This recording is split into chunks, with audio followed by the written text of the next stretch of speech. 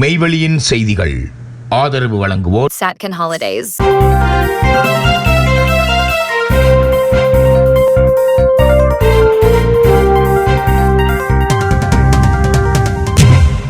வணக்கம்.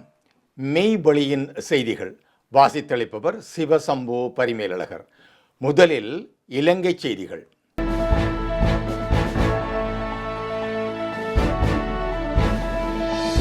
வடக்கு கிழக்கு மாகாணங்களில் நீண்ட காலமாக மூடப்பட்டுள்ள வீதிகளை திறக்க ஜனாதிபதி உத்தரவு. வடக்கு மற்றும் கிழக்கு மாகாணங்களில் பாதுகாப்பு படையினரின் வசமுள்ள பொதுமக்களின் காணிகளை விடுவிப்பதற்கும் மூடப்பட்டுள்ள வீதிகளை திறப்பதற்கும் அரசாங்கம் துரித நடவடிக்கைகளை முன்னெடுத்துள்ளதாக ஜனாதிபதி அனுரகுமார திசாநாயக்கா தெரிவித்துள்ளார். பாதுகாப்பு அலுவல்கள் பற்றிய ஆலோசனை குழு கூட்டத்தில் நேற்றைய தினம் உரையாற்றிய ஜனாதிபதி 2025 ஆண்டில் மாத்திரம் வடக்கில் சுமார் 1000 ஏக்கர் தனியார் காணிகளை விடுவிக்க நடவடிக்கை எடுக்கப்பட்டுள்ளதாக கூறினார். மீதமுள்ள காணிகளையும் முறைப்படியாக விடுவிக்க திட்டமிட்டுள்ள அவர் நீண்ட காலமாக மூடப்பட்டுள்ள வீதிகளை திறப்பதில் உள்ள சிக்கல்களுக்கு சாதகமான தீர்வுகளை வழங்குமாறு அதிகாரிகளுக்கு பணிப்புரை விடுத்துள்ளார். அத்துடன் மத வழிபாட்டு தலங்களுக்குரிய காணிகள் தொடர்பான பிரச்சினைகள் மற்றும் டித்வா சூறாவளியால் பாதிக்கப்பட்ட விவசாயிகளுக்கு இழப்பீடு வழங்கும் நடைமுறைகள் குறித்தும் இதன்போது விரிவாக ஆராயப்பட்டது. மக்களின் இயல்பு வாழ்வை உறுதிப்படுத்தும் அதேவேளை கைத்தொழில் மற்றும் பொருளாதார நடவடிக்கைகளுக்காக காணிகளை முறையாக முகாமைத்துவம் செய்வதே அரசாங்கத்தின் எதிர்பார்ப்பு என ஜனாதிபதி அனுரகுமார திசாநாயக்கா மேலும் சுட்டிக்காட்டியுள்ளார். மத்திய கிழக்கு போர்ச்சூழல் அரபு நாட்டு தூதுவர்களின் கவுன்சிலிற்கும் ஜனாதிபதி அனுரகுமார திசாநாயக்காவுக்கும் இடையில் சந்திப்பு. இலங்கைக்காக நியமிக்கப்பட்டுள்ள அரபு நாட்டு தூதுவர்களின் கவுன்சிலிற்கும் ஜனாதிபதி அனுரகுமார திசாநாயக்கிற்கும் இடையிலான சந்திப்பு இன்று முற்பகல் ஜனாதிபதி அலுவலகத்தில் நடைபெற்றது. போர்ச்சூழலால் மத்திய கிழக்கு பிராந்திய நாடுகள் எதிர்நோக்கியுள்ள சவால்கள் மற்றும் அந்த நாடுகளின் அமைதி, பாதுகாப்பு மற்றும் ஸ்திரத்தன்மைக்கு ஏற்பட்டுள்ள அச்சுறுத்தல்கள் குறித்து தூதுவர்கள் இதன்போது ஜனாதிபதிக்கு விளக்கம் அளித்தனர்.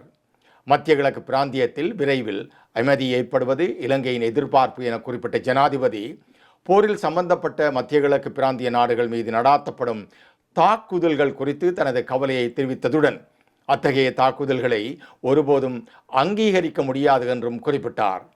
மேலும் மத்திய கிழக்கு பிராந்திய நாடுகள் இலங்கைக்கு வழங்கி வரும் ஒத்துழைப்பு பாராட்டுக்குரியது என தெரிவித்த ஜனாதிபதி அனுரகுமார திசாநாயக்கா குறிப்பாக வலுசக்தி தேவைகளை பூர்த்தி செய்வதற்கும் வெளிநாட்டு வேலைவாய்ப்பு மற்றும் சுற்றுலாத்துறைக்கும் அந்நாடுகள் வழங்கும் பங்களிப்பை இதன்போது பாராட்டியுள்ளார்.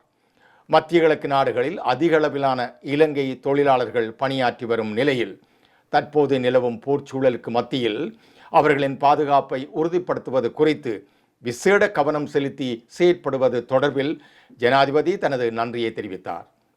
அதேபோன்று மத்திய கிழக்கு பிராந்திய நாடுகளின் அமைதி, பாதுகாப்பு மற்றும் ஸ்திரத்தன்மைக்காக தனி நாடாகவும் ஒன்றிணைந்தும் சர்வதேச சட்டங்களுக்கு இணங்க இலங்கை வழங்கக்கூடிய அதிகபட்ச ஒத்துழைப்பை வழங்க நடவடிக்கை எடுப்பதாக ஜனாதிபதி அனுரகுமார திசாநாயக்கா மேலும் தெரிவித்துள்ளார்.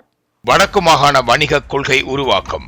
வடமாகாணத்தின் பொருளாதார நிலைத்தன்மையை உறுதி செய்ய பிரத்யேகமான வடக்கு மாகாண வணிக கொள்கை ஒன்றை உருவாக்க முடிவெடுக்கப்பட்டுள்ள நிலையில் எதிர்கால திட்டங்களை வகுப்பதற்காகவும் கூட்டத்தின் முடிவில் 3 விசேட உபகுழுக்கள் நியமிக்கப்பட்டுள்ளன.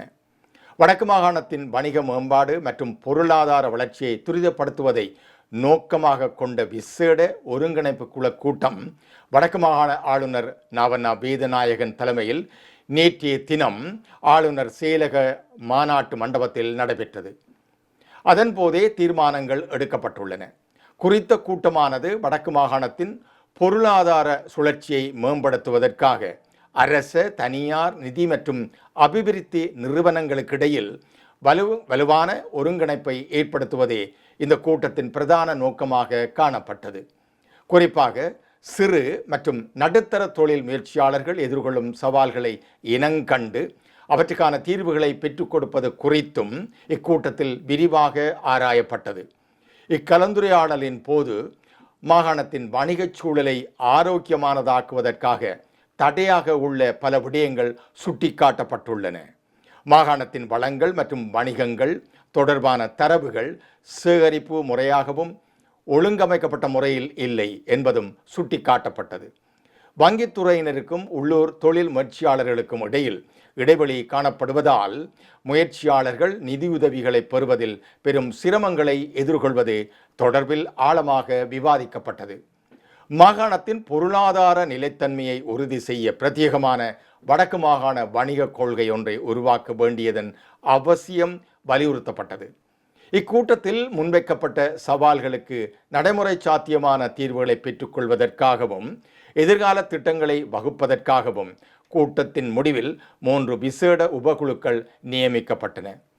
மாகாணத்தின் வர்த்தகம், வளங்கள் மற்றும் தொழில் முயற்சிகள் தொடர்பான தரவுகளை முறையாக சேகரித்து ஒழுங்கமைப்பதற்கான குழு, வடக்கு மாகாணத்தில் இருந்து எந்தெந்த துறைகளுக்கு முன்னுரிமை கொடுத்து அபிவிருத்தி பணிகளை முன்னெடுப்பது என்பதை தீர்மானிக்கும் குழு, தற்போதைய உலகளாவிய பொருளாதார மற்றும் அரசியல் சூழலால் வடக்கு மாகாணத்தில் உள்ள தொழில் முயற்சியாளர்கள் எதிர்கொள்ளப் போகும் சவால்களை முன்கூட்டியே ஆராய்ந்து அவற்றை தணிப்பதற்கான உத்திகளை வகுக்கும் குழு. இக்கூட்டத்தில் மாகாண அரச உயர்மட்ட அதிகாரிகள், வங்கி மற்றும் நிதி நிறுவனங்களின் பிரதிநிதிகள், தொழில் நிறுவனங்களின் பிரதிநிதிகள் என பலரும் கலந்து கொண்டு வடக்கு மாகாணத்தின் பொருளாதார மறுமலர்ச்சிக்கான தனது ஆக்கப்பூர்வமான கருத்துக்களை பகிர்ந்து கொண்டுள்ளனர். உயிர்த்த ஞாயிறு தாக்குதல் சம்பவம் புத்தகங்களை எழுதினாலும் விசாரணைகளை மூடி மறைக்க முடியாது என அமைச்சர் வெஜித ஹேரத் தெரிவிப்பு. உயிர்த்த ஞாயிறு தாக்குதல் சம்பவம் தொடர்பில் எவ்வாறான புத்தகங்களை எழுதினாலும் விசாரணைகளை மூடி மறைக்க முடியாது, அவை உரிய வகையில் இடம்பெறும் என்று வெளிவிவகார அமைச்சர் விஜித ஹேரத் தெரிவித்துள்ளார். உயிர்த்த ஞாயிறு தாக்குதல் சம்பவம் தொடர்பில் புத்தகங்களை எழுதினாலும் உண்மைகளை மூடி மறைக்க முடியாது. மேற்படி தாக்குதல் சம்பவம் தொடர்பான விசாரணைகள் சிறப்பாக நடைபெற்று வரும் சமயங்களில் எல்லாம் கமன் பில கலக்கமடைகின்றார். எனவே பிரதான சூத்திரதாரி எங்கே இருக்கின்றார் என்பது குறித்தும் இதன் பின்புலம் என்னவென்பது தொடர்பிலும் வினா எழுகின்றது. சுரேஷ் சாலே கைது செய்யப்பட்ட போதும் கமன் பில உள்ளிட்டவர்களே அதிகம் குழப்பம் அடைந்தார்கள். நீதிமன்றம் ஊடாக நீதி கிடைக்கும், அதற்கான சட்ட நடவடிக்கை உரிய வகையில் இடம்பெறும் எனவும் விஜித்த ஹேரத் மேலும் தெரிவித்துள்ளார். மில்லியன் கணக்கில் நஷ்டம் ஏற்படுத்திய குற்றச்சாட்டு, ரூபவாகினி முன்னாள் அதிகாரிகள் கைது. இலங்கை ரூபவாகினி கூட்டுத்தாபனத்தின் முன்னாள் தலைவர் சரத் கொங்காகே மற்றும் முன்னாள் பணிப்பாளர் நாயகம் தேவப்பிரிய அபேசிங்க ஆகியோர் லஞ்ச ஊழல் விசாரணை ஆணைக்குழுவினரால் கைது செய்யப்பட்டுள்ளனர். அங்கீகரிக்கப்பட்ட ஊழியர் எண்ணிக்கைக்கு புறம்பாக 6 பணியாளர்களை இலங்கை ரூபவாகினி கூட்டுத்தாபனத்தில் இணைத்துக் கொண்டமை மற்றும் அவர்களை முன்னாள் அமைச்சர் ஹேலிய ரம்புக்வெலவின் தனிப்பட்ட ஊழியர்களாக பணியில் அமர்த்தி அதற்கான கொடுப்பனவுகளை ரூபவாகினி கூட்டுத்தாபனத்தின் ஊடாக வழங்கியமை ஆகிய குற்றச்சாட்டுகளின் கீழ் அவர்கள் கைது செய்யப்பட்டுள்ளதாக தெரிவிக்கப்படுகின்றது. இதன் மூலம் அரசாங்கத்திற்கு 14.32 மில்லியன் ரூபாய் நட்டம் ஏற்பட்டுள்ளதாக குற்றம் சுமத்தப்பட்டுள்ளது. செம்மணி மனித புதைகுழி விவகாரம், அகழ்வு பணிகளுக்கு இதுவரை நிதி ஒதுக்கப்படவில்லை. யாழ் செம்மணி சிந்துப்பாத்தி மயானத்தில் கண்டுபிடிக்கப்பட்டுள்ள மனித புதைகுழி தொடர்பிலான 3ஆம் கட்ட அகழ்வு பணிகளை முன்னெடுப்பதற்கான நிதி குறித்த பாதீட்டிற்கு இதுவரை நீதி அமைச்சின் அனுமதி கிடைக்கவில்லை என செவ்வாய்க்கிழமை யாழ் நீதவான் நீதிமன்றத்தில் வெளியிடப்பட்டது. செம்மணி மனித புதைகுழி தொடர்பிலான வழக்கு விசாரணைகள் நேற்று யாழ் நீதவான் லெனின் குமார் முன்னிலையில் விசாரணைக்கு எடுத்துக்கொள்ளப்பட்டது. இதன்போது குற்ற புலனாய்வு திணைக்களத்தின் விசாரணை அதிகாரிகள் நீதிமன்றில் ஆஜராகி இருந்ததுடன் இந்த மனித புதைகுழி தொடர்பிலான அகழ்வு பணிகளை மேற்பார்வை செய்யும் சட்ட வைத்திய நிபுணர் செல்லையா பிரணவன் நீதிமன்றத்தில் விசேட அறிக்கை ஒன்றினை தாக்கல் செய்திருந்தார். பாதிக்கப்பட்ட தரப்பினர் சார்பில் சட்டத்தரணி ரனிதா ஞானராஜா தலைமையிலான குழுவினர் ஆஜரானதுடன் காணாமல் போனோர் அலுவலகம் தொடர்பில் சட்டத்தரணி பூரணி ஆஜராகியிருந்தார். இதன்போது நீதிமன்றில் விடயங்களை முன்வைத்த அகழ்வு பணிகளை மேற்பார்வை செய்யும் சட்ட வைத்திய அதிகாரி செல்லையா பிரணவன் 3ஆம் கட்ட அகழ்வு பணிகளை மேற்கொள்வதற்கான தயார்படுத்தல்கள் முன்னெடுக்கப்பட்டிருப்பதாக தெரிவித்திருந்தார். செம்மணி சிந்துப்பாத்தி இந்து மயானத்தில் 3ஆம் கட்ட அகழ்வு பணிகளை முன்னெடுக்க முடியுமான சூழல் இருப்பதாக அவர் இதன்போது தெரிவித்தார். இந்த நிலையில் குறித்த 3ஆம் கட்ட அகழ்வு பணிகளை முன்னெடுப்பதற்கு திட்டமிட்ட செலவீனங்கள் தொடர்பாக முன்வைக்கப்பட்டுள்ள பாதீட்டிற்கு இதுவரை நீதி அமைச்சிடமிருந்து அனுமதி கிடைக்கவில்லை எனவும் அவர் நீதிமன்றில் சுட்டிக்காட்டியிருந்தார். இதன் தொடர்பில் அவதானம் செலுத்திய யாழ் நீதவான் நெலின் குமார் நீதி அமைச்சிற்கு இது தொடர்பில் ஞாபகமூட்டும் கடிதம் ஒன்றினை அனுப்ப உடனடியாக உத்தரவிட்டிருந்தார். எதிர்வரும் 27ஆம் தேதி 3ஆம் கட்ட அகழ்வு பணிகளை முன்னெடுக்க தீர்மானிக்கப்பட்டுள்ள நிலையில் பாதீட்டுக்கு அனுமதி கிடைக்காத நிலையில் அவ்வாறான அகழ்வு பணிகளை முன்னெடுப்பது தொடர்பில் தற்போது சந்தேகம் நிலவுகிறது எனவும் 3ஆம் கட்ட அகழ்வு பணிகளை உறுதிப்படுத்திக் கொள்வதற்கு பாதீட்டிற்கு அனுமதி பெற்றுக்கொள்வது தொடர்பாகவும் மீண்டும் ஒருமுறை ஆராய இந்த வழக்கை எதிர்வரும் 21ஆம் தேதி மீள விசாரணைக்கு அழைக்குமாறு அனுமதி லெனின் குமார் உத்தரவிட்டார். இதன்போது காணாமல் போனோர் அலுவலகம் சார்பில் ஆஜரான சட்டத்திரணி பூரணி ஐரோப்பிய ஒன்றிய அதிகாரிகள் செம்மணி மனித புதைகுழி வளாகத்தை பார்வையிட அனுமதி கோரியுள்ளதாக நீதிமன்றில் குறிப்பிட்டு அதற்காக அனுமதி கோரியிருந்தார். இதேவேளை குற்ற புலனாய்வு திணைக்களத்தின் சார்பில் ஆஜரான அதிகாரிகள் இதுவரை முன்னெடுத்த விசாரணை அறிக்கை ஒன்றினை மன்றில் சமர்ப்பித்து செம்மணி மனித புதைகுழியிலிருந்து மீட்கப்பட்ட வழக்கு பொருட்களின் கால நிர்ணயம் தொடர்பில் தீர்மானம் ஒன்றினை முன்னெடுக்க பேராசிரியர் ராஜ் சோமதேவாவுக்கு கட்டளை ஒன்றினை பிறப்பிக்குமாறு கோரியிருந்தனர். இது தொடர்பில் ஏற்கனவே நீதிமன்றம் கட்டளை ஒன்றை பிறப்பித்திருந்த நிலையில் அது தொடர்பாக அவதானம் செலுத்த நீதிமன்றம் உத்தரவிட்டது. இதே நேரம் இதுவரையில் செம்மணி மனித புதைகுழியிலிருந்து மீட்கப்பட்ட மனித எச்சங்கள் தொடர்பாக மேலதிக ஆய்வுகளை முன்னெடுப்பதற்கான செலவீனங்கள் குறித்த பாதீட்டிற்கும் இதுவரை அனுமதி கிடைக்கவில்லை என்ற விடயம் நீதிமன்றில் முன்வைக்கப்பட்டிருந்தது. அத்துடன் சட்ட வைத்திய அதிகாரி செல்லையா பிரணவன் திருத்தப்பட்ட பாதீடு ஒன்றினை அது தொடர்பில் நேற்றைய தினம் நீதிமன்றத்தில் முன்வைத்து அதற்கு அனுமதி கோரியிருந்தார். இது தொடர்பாக அவதானம் செலுத்திய யாழ் நீதவான் லெனின் குமார் அந்த பாதீட்டிற்கும் அனுமதி அளித்திருந்தார். இந்த நிலையில் இது தொடர்பான வழக்கு எதிர்வரும் 21ஆம் தேதி மீண்டும் 3ஆம் கட்ட அகழ்வு பணிகளை தீர்மானிப்பது தொடர்பாக விடயத்துக்காக விசாரணைக்கு எடுத்துக்கொள்ளப்பட உள்ளது. செய்திகளில் இனி வருவன இந்திய செய்திகள். Discover the magic of Sri Lanka with Satkin Holidays. From breathtaking beaches to ancient temples, we offer curated travel itineraries for every kind of traveler. Our experts design the perfect journey, tailored to your needs and interests, ensuring you make the most of your time in Sri Lanka. Experience Sri Lanka's vibrant culture, pristine nature, and world-class hospitality with Satkin Holidays. Book your unforgettable adventure today with Satkin Holidays.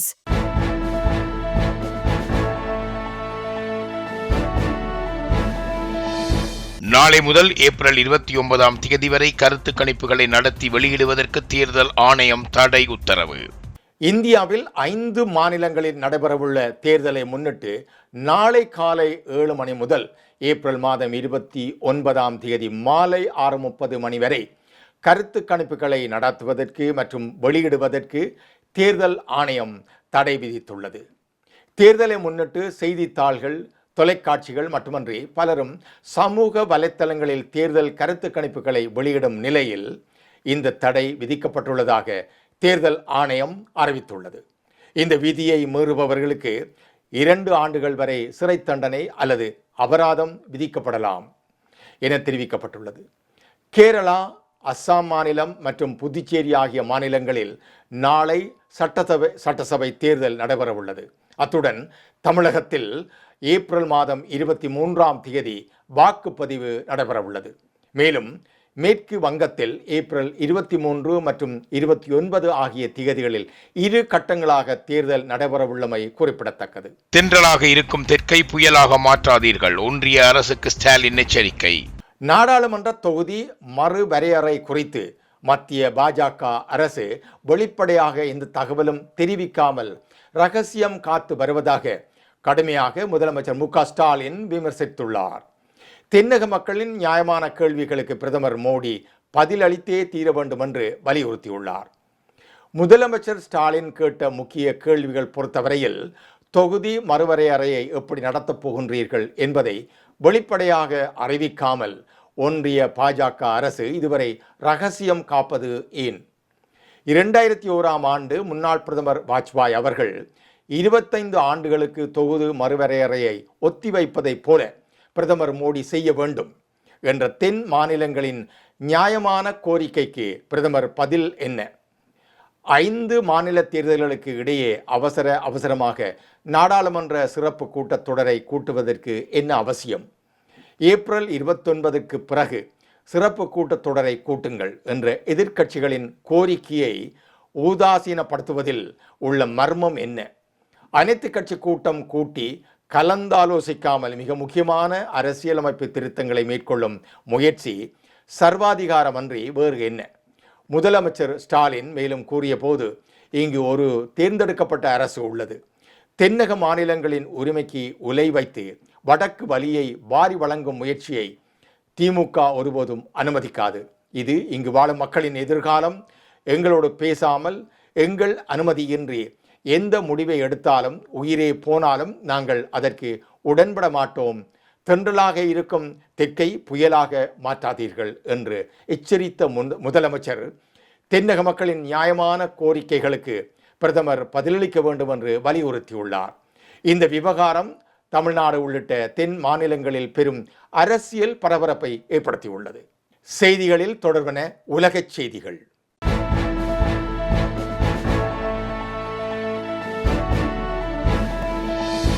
Iran அமெரிக்க போர் 2 வார காலத்திற்கு இருதரப்பு போர் நிறுத்தம். ஈரானுடன் 2 வார காலத்திற்கு போர் நிறுத்தத்தை அறிவிப்பதாக அமெரிக்க ஜனாதிபதி Donald Trump தெரிவித்துள்ளார். இந்த போர் நிறுத்தத்தை நடைமுறைப்படுத்துவதற்காக அவர் சில முக்கிய நிபந்தனைகளையும் முன்வைத்துள்ளார். அதன்படி ஹோர்முஸ் நீரிணையை முழுமையாகவும் உடனடியாகவும் மற்றும் பாதுகாப்பாகவும் திறப்பதற்கு ஈரான் உடன்பட வேண்டும் என்பதே பிரதான நிபந்தனையாகும். இது இரு தரப்பினருக்கும் பொருந்தும் வகையிலான ஒரு இருதரப்பு போர் நிறுத்தம் என அறிமுகப்படுத்தப்பட்டுள்ளது. இதன் கீழ் ஈரானுக்கு எதிராக அமெரிக்கா மேற்கொண்டு வரும் தாக்குதல்கள் மற்றும் குண்டுவீச்சுகளை 2 வார காலத்திற்கு நிறுத்தி வைக்க முன்மொழியப்பட்டுள்ளது. அமெரிக்க ஜனாதிபதி டொனால்ட் ட்ரம்ப் தனது ட்ருத் வலைத்தளத்தில் வெளியிட்டுள்ள பதிவில் பாகிஸ்தான் பிரதமர் ஷபாஸ் ஷரீப் மற்றும் ஃபீல்ட் மார்ஷல் அசீம் முனீர் ஆகியோருடனான உரையாடல்களின் அடிப்படையில் ஈரானுக்கு எதிராக அனுப்பப்படவிருந்த அழிவு சக்தியை நிறுத்தி வைக்குமாறு அவர்கள் விடுத்த கோரிக்கைக்கு இணங்க ஈரானுக்கு எதிரான குண்டுவீச்சு மற்றும் தாக்குதல்களை 2 வார காலத்திற்கு நிறுத்தி வைக்க நான் சம்மதிக்கின்றேன். ஹோர்முஸ் நீரிணையை முழுமையாகவும் உடனடியாகவும் மற்றும் பாதுகாப்பாகவும் திறப்பதற்கு ஈரான் குடியரசு உடன்பட வேண்டும் என்பதே இதற்கான நிபந்தனையாகும். இது இரு தரப்பினருக்குமான ஒரு போர் நிறுத்தமாக இருக்கும். நாம் ஏற்கனவே எமது அனைத்து இராணுவ இலக்குகளையும் எட்டியுள்ளோம். அத்துடன் ஈரானுடனான நீண்டகால அமைதி மற்றும் மத்திய கிழக்கில் அமைதியை ஏற்படுத்துவதற்கான ஒரு உறுதியான உடன்படிக்கையை நோக்கிய பயணத்தில் நாம் வெகு தூரம் வந்துள்ளோம். ஈரானிடமிருந்து 10 அம்சங்கள் கொண்ட முன்மொழிவை நாம் பெற்றுள்ளோம்.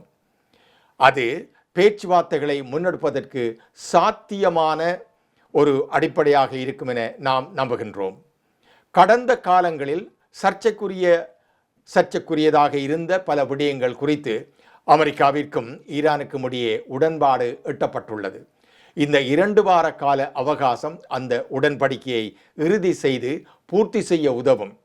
அமெரிக்காவின் ஜனாதிபதி என்ற ரீதியிலும் மத்திய கிழக்கு நாடுகளின் பிரதிநிதியாகவும் இந்த நீண்டகால பிரச்சனையை தீர்வை நோக்கி நகர்வதை நான் கௌரவமாக கருதுகின்றேன் என குறிப்பிட்டுள்ளார். மேலும் டொனால்ட் ட்ரம்ப் தற்காலிக போர் நிறுத்தம் ஒன்றை அறிவித்ததை தொடர்ந்து ஈரான் மீதான தனது குண்டுவீச்சு தாக்குதல்களை 2 வார காலத்திற்கு இடைநிறுத்த இஸ்ரேல் சம்மதித்துள்ளது. இது இப்படி இருக்க ஹோர்முஸ் நீரிணை ஊடாக கடல்வழி போக்குவரத்திற்கு 2 வார காலத்திற்கு பாதுகாப்பான பயணத்தை உறுதி செய்வதாக ஈரான் தெரிவித்துள்ளது. போரை முடிவுக்கு கொண்டு வருவது தொடர்பில் அமெரிக்காவுடனான பேச்சுவார்த்தைகளுக்கு இந்த இடைநிறுத்தம் பயன்படுத்தப்படும் எனவும் அது குறிப்பிட்டுள்ளது. இதேவேளை ஈரானின் 10 அம்ச கோரிக்கைகளை அமெரிக்க ஜனாதிபதி டொனால்ட் ட்ரம்ப் ஏற்றுக்கொண்டதாக அந்நாட்டின் தேசிய தொலைக்காட்சி செய்தி வெளியிட்டுள்ளது. அமெரிக்காவின் இந்த தீர்மானம் ஈரானுக்கு கிடைத்த ஒரு வரலாற்று சிறப்புமிக்க வெற்றி என அது வர்ணித்துள்ளது. ஈரானின் உச்ச தேசிய பாதுகாப்பு சபையும் இது குறித்து சாதகமான சமிக்கைகளை வெளியிட்டுள்ளது. தற்போதைய சூழலில் ஈரானின் கையை ஓங்கச் செய்துள்ளதாகவும் இது ஈரானிய ராஜதந்திரத்திற்கு கிடைத்த வெற்றி என்றும் அந்த சபை சுட்டிக்காட்டியுள்ளது. ஐநா தனது அதிகாரத்தை தவறாக பயன்படுத்தக்கூடாது, சீனா வலியுறுத்தல். ஐக்கிய நாடுகள் பாதுகாப்பு சபையின் நடவடிக்கைகள் மோதல்களை குறைப்பதற்கும் தணிப்பதையுமே நோக்கமாக கொண்டிருக்க வேண்டும் எனவும் அங்கீகரிக்கப்படாத இராணுவ நடவடிக்கைகளை ஒருபோதும் சட்டபூர்வமாக்க கூடாது எனவும் சீனா மீண்டும் வலியுறுத்தியுள்ளது.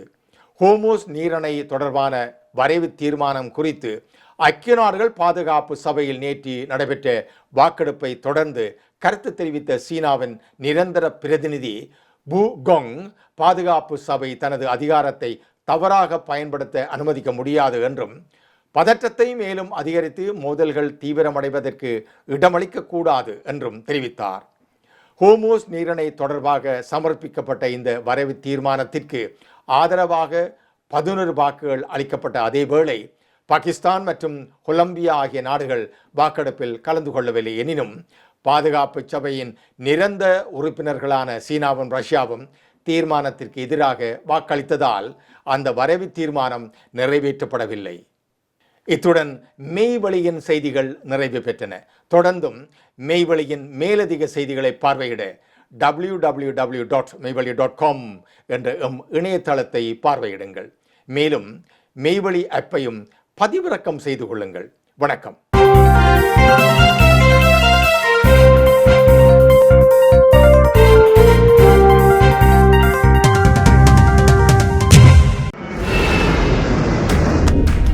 Discover the magic of Sri Lanka with Satkin Holidays. From breathtaking beaches to ancient temples, we offer curated travel itineraries for every kind of traveler. Our experts design the perfect journey, tailored to your needs and interests, ensuring you make the most of your time in Sri Lanka. Experience Sri Lanka's vibrant culture, pristine nature, and world-class hospitality with Satkin Holidays. Book your unforgettable adventure today with Satkin Holidays.